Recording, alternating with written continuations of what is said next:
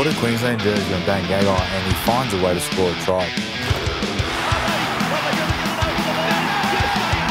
Cam Munster, he's going to be the one to watch.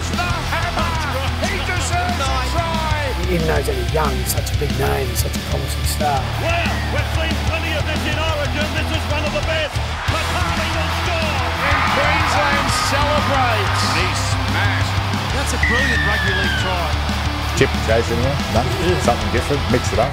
Pride is a wonderful thing for a footballer. G'day and welcome to Queenslander, where Queensland is legitimately the home of Rugby League World this week. All 8 games, Magic Round at Suncorp Stadium. Boys, how good's that? Yeah, it's the best stadium in Rugby League. Certainly it has been the highlight of many great games, Origin matches, Test matches. And when you get the opportunity to play all 8 games in the one town, why not do it? It's an outstanding promotion, good for the community as well. We see many people travelling from interstate, even via the COVID distractions, to come up here and watch some wonderful games of footy. And normally everyone rises to the occasion. It's great for the city, it's great for the game. I reckon if you're the ground curator, I reckon you're really stressed at the moment. Well, I was actually talking to him the other day. Yeah, he had the opportunity to have a look at the ground after a rugby test match. That's normally an absolute disaster where the field gets torn to pieces. It looked like a lawn bowling green, absolutely perfect, but I guess they've had that much practice over the years. They've become quite used to filling in the ground in different areas. Well, it's still been pretty warm. I mean, I think yesterday was 27, 20. I think it starts to cool down on the weekend, but they also get the, what do you call it, the lights that come over. Yeah, they had lamps when what was it? Yeah. Is it a hydroponic light or something? Yeah, that's the one. Yeah, all of the above. They get some lights that come over it, because that northern end is where it really struggles because of the shade. But Yeah. It's been quite warm, so, but I'd like to interview him at about 9 o'clock Sunday night. Yeah, after the Titans play the Panthers, I think is the last game. But just kicking off on the Broncos, the Mole is reporting on wideworldofsports.com, potential prop swap. I'll ask you about this, Lockie. Knights and Broncos. You might have a bit of inside info on this. David Klemmer from the Knights swap with Matt Lodge in Brisbane. Thoughts? No, look, the reason why, I guess we talk about Lodge. He's been playing some good footy. Yeah. At the end of the day, as it's been quite public lately, the club needs a key spine player. It doesn't need to be, chasing middle forwards. So, at the moment, Matt Lodge has been playing some great footy for the club. So we hope that he continues to do that. What happens beyond this year, we don't know. But again, the focus right now for the club is to enhance the players in those key positions. And in particular, Tyson Gamble, no disrespect to him, he's been going well and he's been doing a good job. But at the end of the day, I think it's quite obvious that the club needs, a player in the 7 jersey that knows how to manage a game and win a game. Yep. What do you think? Well, Klemmer at the Broncos, could that work, or is it just defeating the purpose? Well, yeah. I probably think that the coach and the club know which player they'd like to hold out of those two. Management to also come in, and that's probably one thing that hasn't been mentioned too much in the build-up to this. That player managers always want better payment for their players. They're going to get a better cut out of it as well. I think that he's been pretty good, Lodge. I've been very impressed with him. His performances have been quite good, although his style of play is pretty similar to Klemmer. Which one you're going to get the best out of, I guess only time would tell if they both had that chance. But he has had some pretty good performances for the club, Lodge, and I think that he'd probably want to prove to himself that he could do it consistently.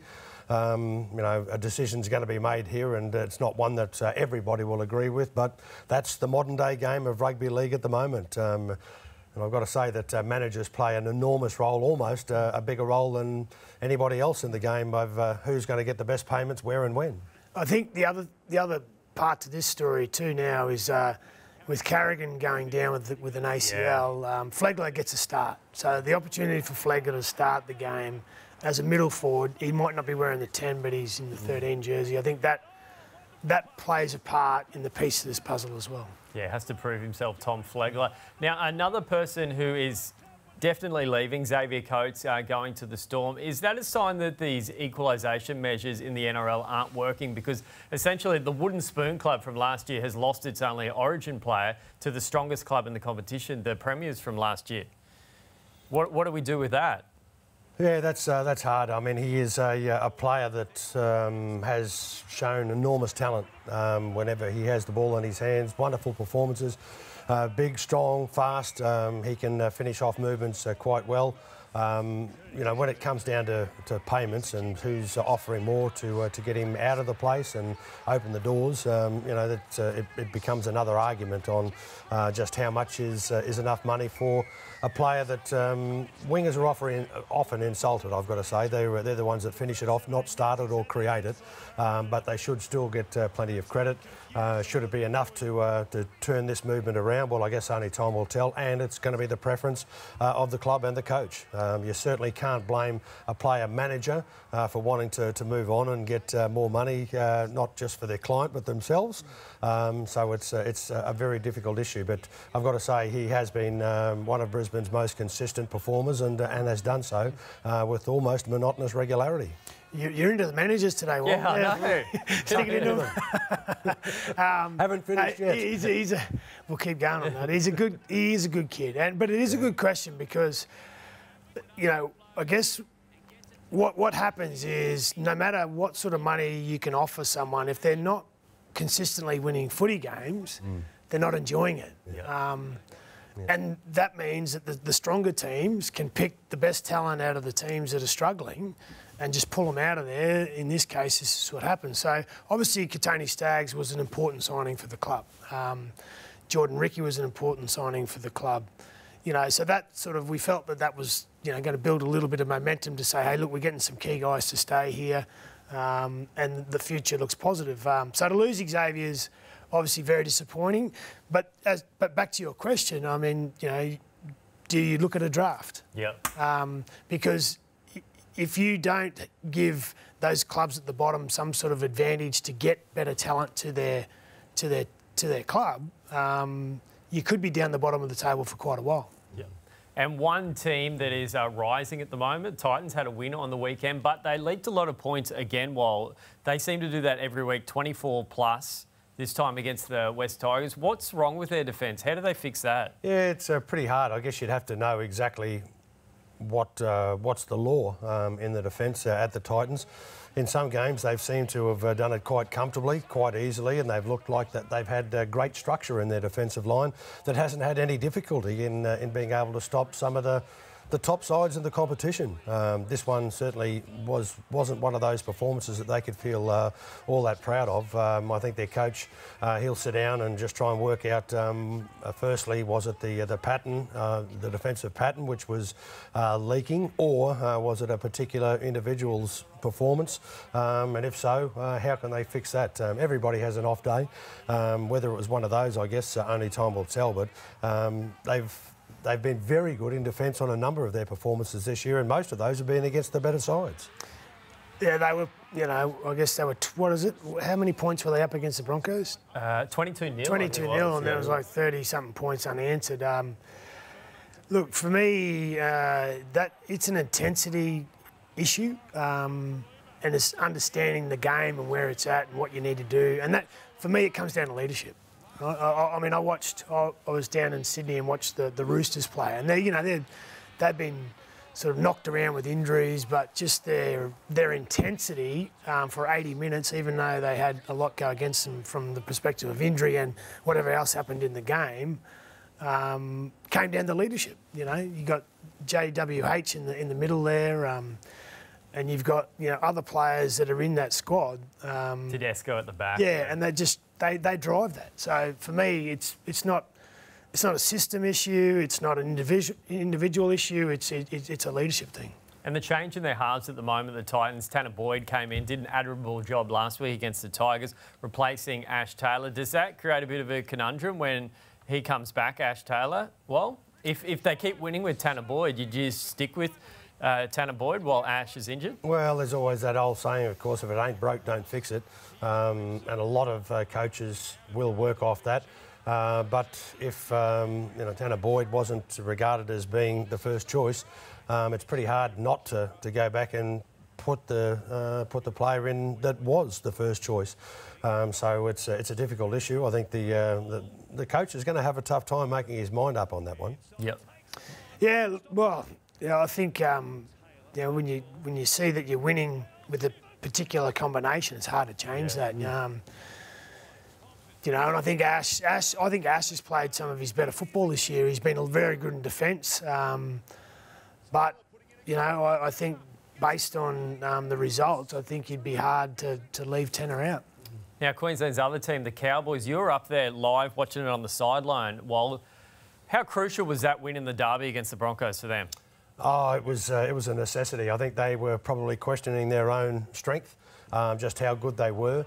They knew that it was going to be another one of those battles when they were taking on their southern cousins as to see who was the best team in the state or the better of the two. And it was a good performance. I think that they probably proved to themselves on a couple of occasions. They looked as though they were dead and buried. They came back, they managed to take control of the game, and just when Brisbane appeared to have done everything right, pleased the coach, Kevin Walters had a smile on his face, and it looked like everything was working out well. The Cowboys threw the knockout punch in the dying seconds of the match, so thrilled the crowd. It was a magnificent crowd up there. That was. I was going to ask you, well, do you think the atmosphere enhanced the game? From a spectacle, yes, but I thought the two teams played with a lot of passion, and maybe the crowd had a bit to do with that. Yeah, it did, Lockie. I mean, I think we've spent enough time up there, you and I, when we've heard that Cowboys cry. Cowboys take over, and the teams seem to react to that. They do their best.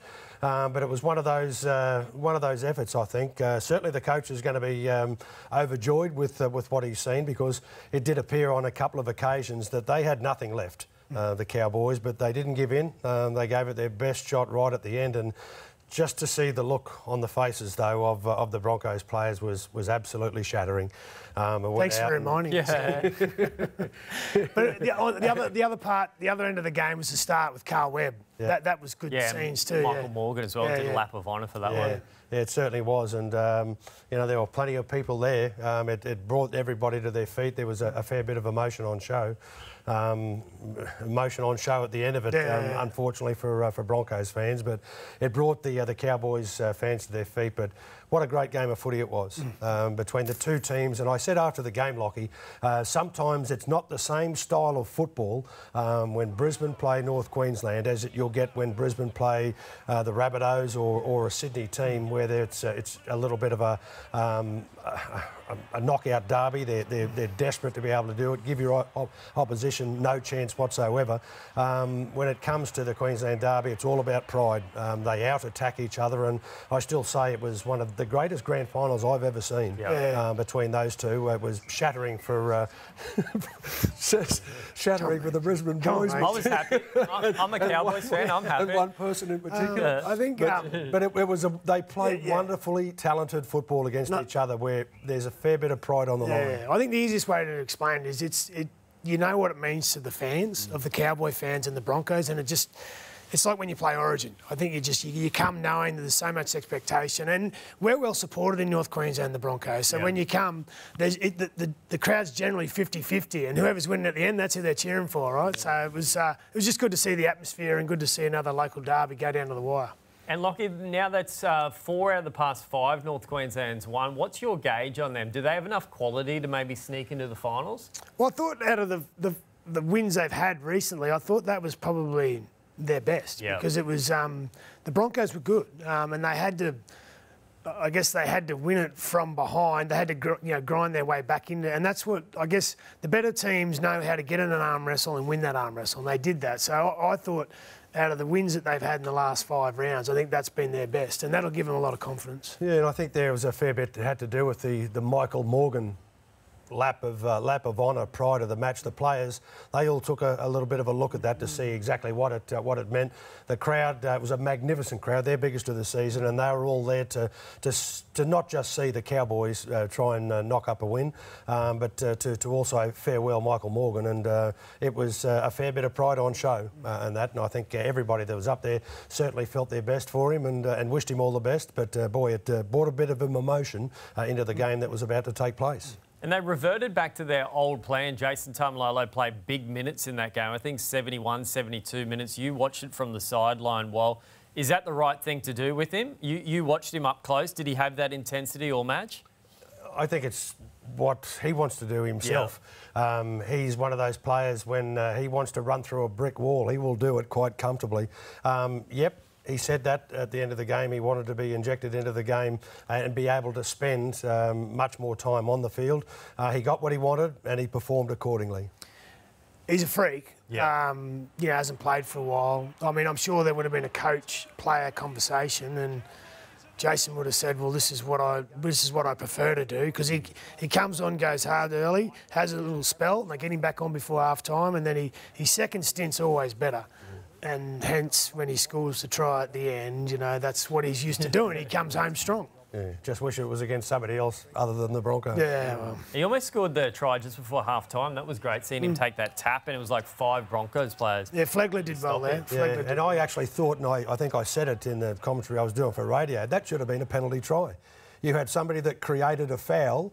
I think it was Matt Lodge, in the play the ball straight afterwards. Yeah, and they were offside, so if they had not been able to do that, it obviously would have been 4 points added to the list.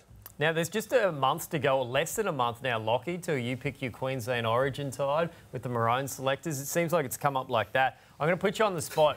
3 players you think that are crucial to Queensland. If they win the Origin series this year, who stands up for them? Well, I think Munster. And he can, I think... I think he's, potentially our next Wally Lewis, Yeah, he won the Wally Lewis medal last year. I just think he's so influential to the team. I think Fafita, I think he needs to, he's been good at the Titans, but it's another level up Origin, obviously. But if he has a big series, I think that goes a long way. And I guess there's a few question marks on who the 9 is, because I think that's a crucial position. Harry Grant came on last year and was influential when he came on as an impact hooker. Does Reid Marnie start? Does Ben Hunt get a start? There's all these. So for me, I would go, if I was going to need 3 players that are going to have big series, it's Munster, Fafita and Harry Grant.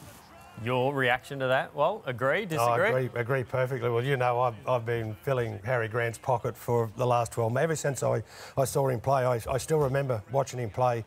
I think he was at West Tigers at the time where he came on, and after 7 minutes I said, this kid's going to play State of Origin. He is one of the best kids that I've seen be able to go straight into a match, fit into the speed of the game and then take control of it.